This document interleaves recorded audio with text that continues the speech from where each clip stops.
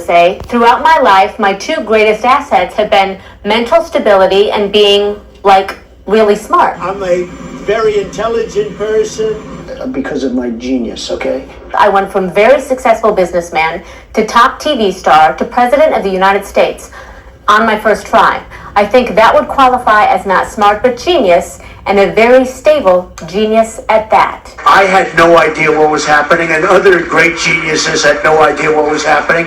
Trust me, I'm like a smart person. See any checks on your power on the world stage?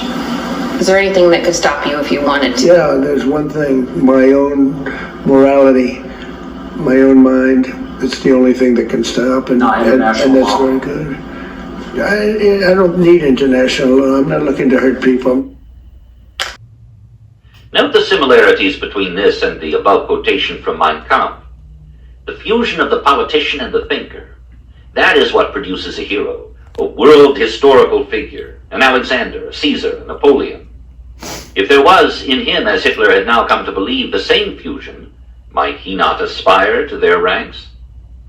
In Hitler's utterances there runs the theme that the supreme leader is above the morals of ordinary man. Hegel and Nietzsche thought so too. We have seen Hegel's argument that the private virtues and irrelevant moral claims must not stand in the way of the great rulers, nor must one be squeamish if the heroes, in fulfilling their destiny, trample or crush to pieces many an innocent flower. Nietzsche, with his grotesque exaggeration, goes much further.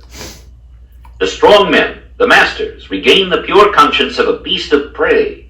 Monsters filled with joy, they can return from a fearful succession of murder, arson, rape, and torture with the same joy in their hearts, the same contentment in their souls as if they had indulged in some student's rag.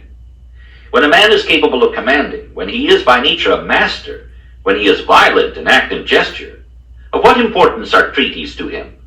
To judge morality properly, it must be replaced by two concepts borrowed from zoology: the taming of a beast and the breeding of a specific species. Such teachings, carried to their extremity by Nietzsche and applauded by a host of lesser Germans, seem to have exerted a strong appeal on Hitler. A genius with a mission was above the law. He could not be bound by bourgeois morals. Thus, when his time for action came, Hitler could justify the most ruthless and cold-blooded deeds: the suppression of personal freedom, the brutal practice of slave labor, the depravities of the concentration camp, the massacre of his own followers in June 1934, the killing of war prisoners, and the mass slaughter of the Jews.